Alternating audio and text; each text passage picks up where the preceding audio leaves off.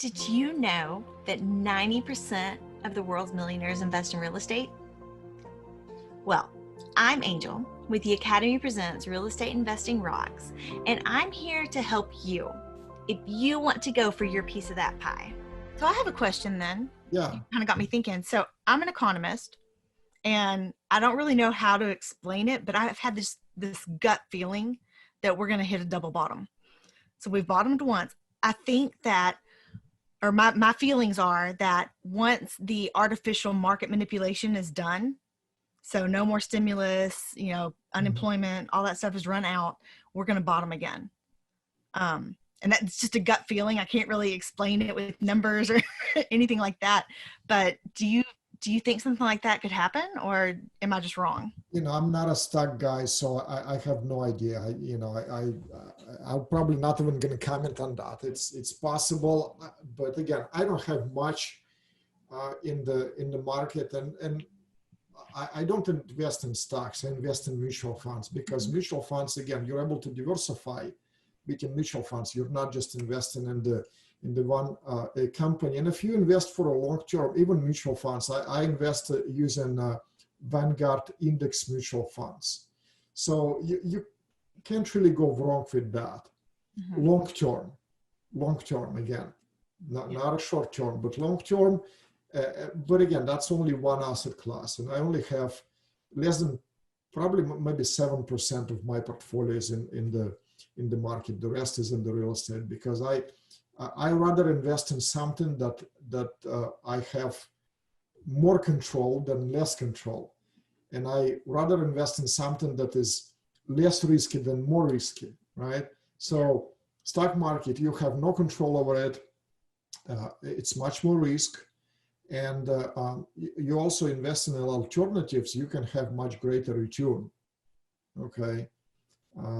So that's why I transitioned personally from the stock market. I don't have much there, but it's very possible there might be another drop. I don't know. I don't really know either. It's just a weird gut feeling. Yeah. I don't know, but I've been plenty wrong before, so I'm not afraid to be wrong. It's all good. So I have some friends that they have retirement accounts, but they're not self-directed. One of them, it's a 403B as a teacher, and he was looking at that. And then he also has IRAs set up on his own. And he and I were talking, and I told him a little bit about self-directed retirement accounts. And I don't think he had ever heard of them before. And that got me thinking, hey, I should have some speakers on so that I can help educate my friends, because I am a teacher. I only recently left teaching for the public school system. I still teach college, but I have an educator heart, and I want to help people. And I especially have a soft spot for, my fellow educators that are out there, working check to paycheck, trying to help them get some wiggle room so that you can remove that financial component. You're making your dollars work for you, not you working for your dollars.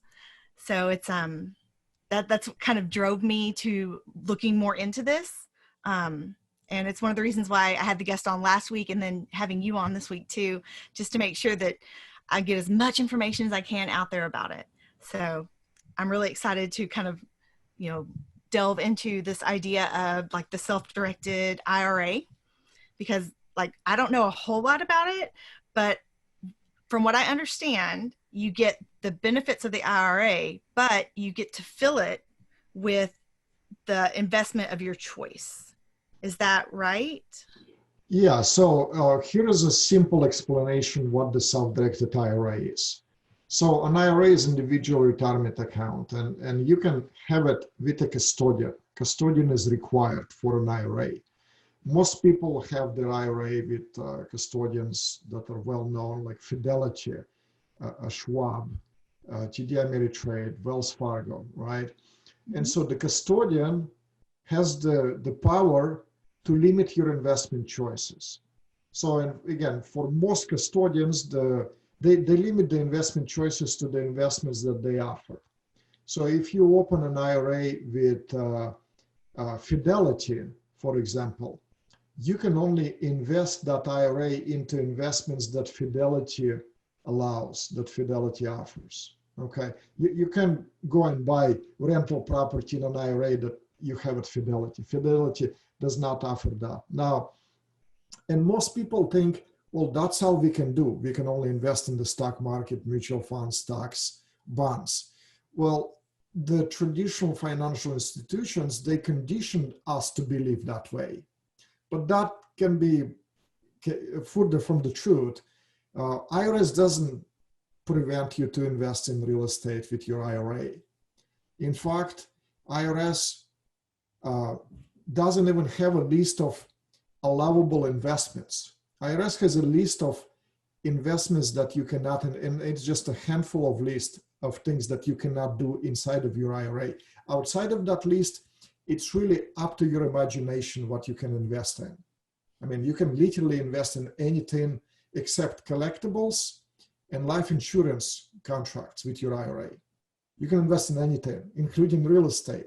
So the problem is that it's, again, the custodians that hold your IRA, they limit your investment options. So you can go with what's called a truly self-directed custodian, a custodian that does not place limitations on the investments.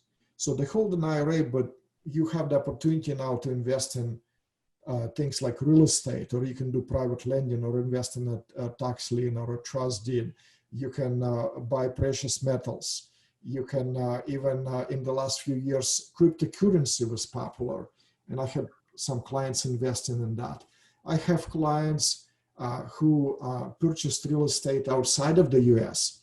I have a client buying investment in Canada, South America, Japan, India, Europe, in several European countries. You can do that. So you can, again, it's up to your imagination. As long as you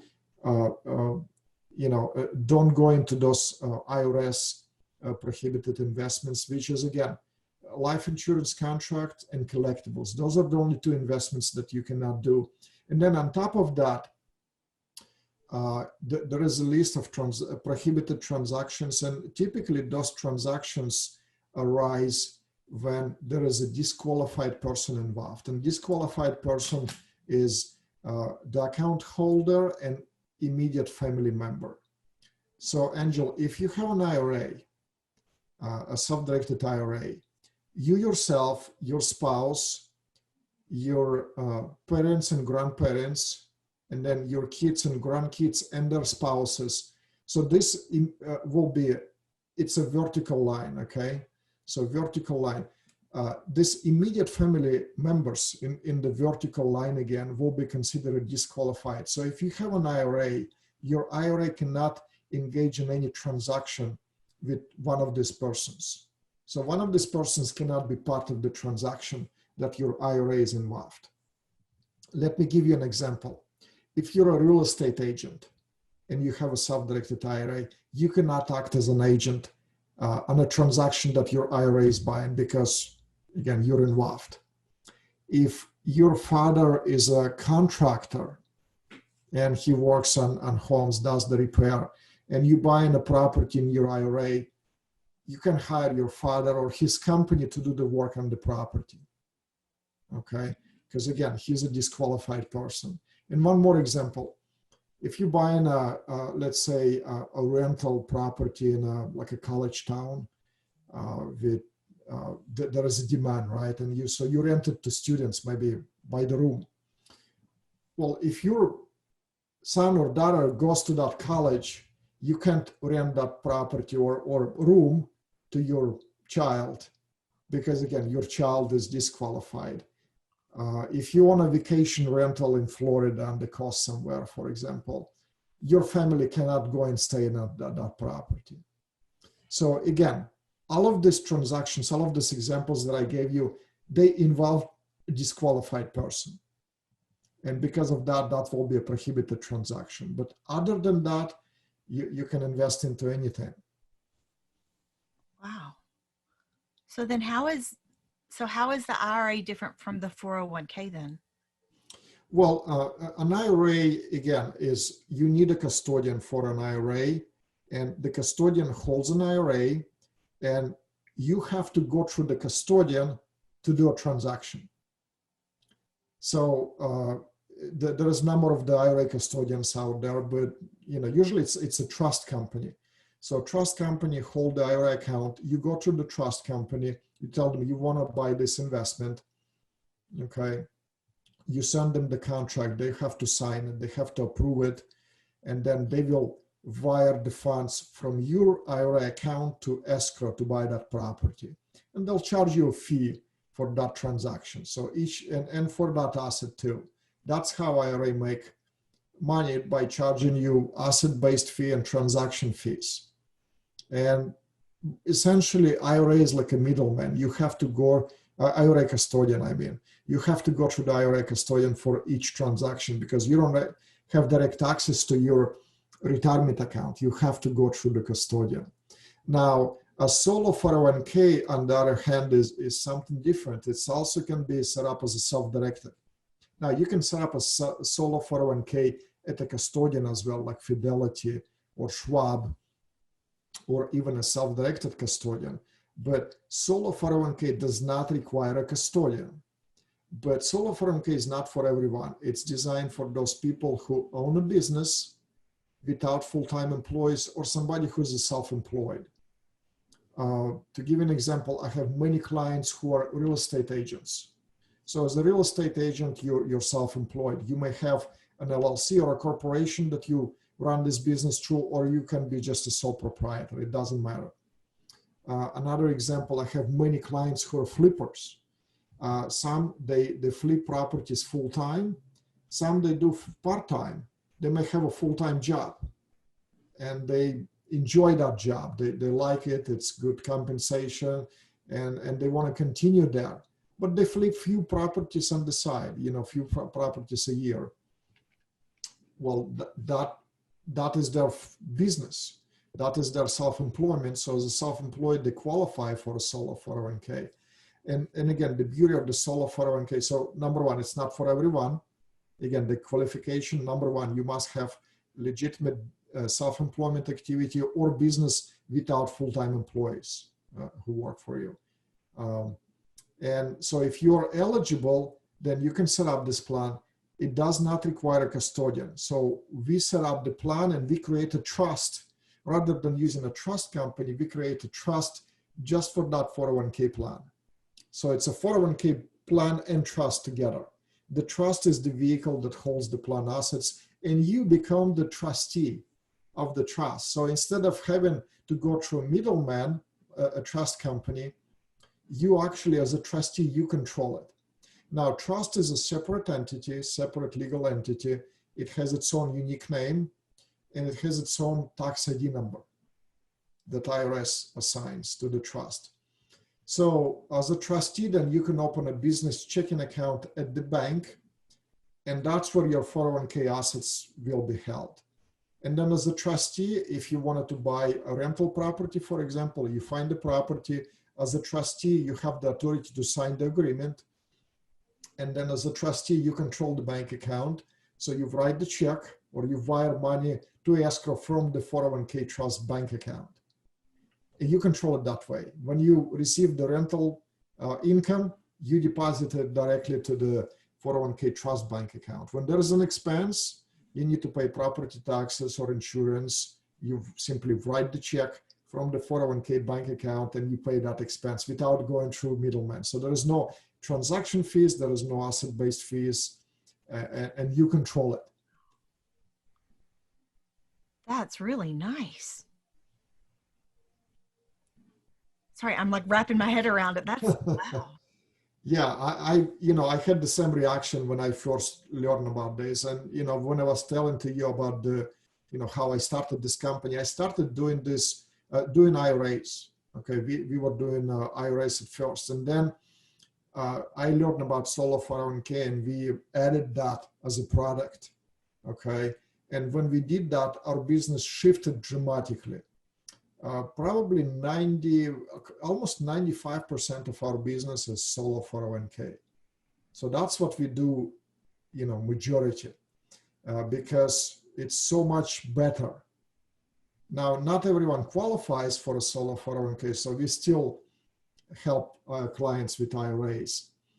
But if you're eligible, that's definitely a much better option. And we didn't even talk about other benefits. I only gave you the flexibility and the convenience and no eliminating all the custodian fees, but there are a number of other benefits that solo 401k offers. Like what? Well, first, let's talk about the tax shelter, right? As I explained, solo 401k is designed for those people who are self-employed or own a business. Now, have you read a book by Robert Kiyosaki, Cash Flow Quadrant? We have it. I have not read it yet. Okay, well, you should, and all of your listeners should. But let me give you just a quick summary of that. So he's talking about the quadrant, right? So there is a 4 portions in that quadrant. Number 1 is the employee. Okay, you can make money as the employee, and then you trade your hours for money. You work for somebody, you give them so much hours, they give you so much dollars back. Then you can become a self-employed, like a real estate agent. Well, when you're self-employed, you now have the ability to create systems, and you have much more potential for earning more, in less hours, because you're not just limited. You're not limited. Mm-hmm. And you don't have somebody to control you. You can set your own hours. You can decide where to work and how to work and so forth. And then next one is the business owner. Now, as a business owner, so this is, the first 2 is the left side. Now we're talking about the right side of the quadrant. On the top is a business owner. Business owner is somebody who created a system that works for them. Talking about Chick-fil-A, for example, right? You can buy into this franchise, and you can basically, it kind of runs. You oversee it, but it's a business that works for you, okay? And then the last quadrant is the investor. Investor is when you have your money working for you. So when you invest your money, you can buy rental property, you can invest in syndication, you can do private lending or other investments, and that work for you. Well, I'm proud and humble to say that I'm on the right side of the quadrant. I don't have to work for money. My business works for me, and my money works for me. Okay, it's a great feeling to have that freedom. Okay, but what I was going to say, lost my thought. So we're trying to get over into the investor part of the quadrant. I mean, I know that much about the quadrant. My husband does, he still has a W-2, but I was able to not have one. So awesome. It's a little scary sometimes, especially when... That's the beauty of this. You don't have to, jump immediately. And for me, it wasn't immediately. I mean, it was a process. I mean, looking over, again, since when I was exposed to the real estate investment idea back in probably 99. So we're talking about 20 years. Took me, almost 20 years to get where I'm at. And I made mistakes and I had losses and hard time and so forth, but that was a great experience. So certainly, if I can do it, anybody can do it, right? And you can get there. It's a process. It doesn't happen overnight. But, I think my point was that, I had clients who they work, they have jobs, but they have something on the side. So you can start flipping a home or 2 on the side a year. And that creates now you're employee, but you're also self-employed. You have your own little business. And now you can take this money and you can move them into the right side of the quadrant. You can become an investor. And so you can do that. And you can do it in parallel, and you can slowly transition.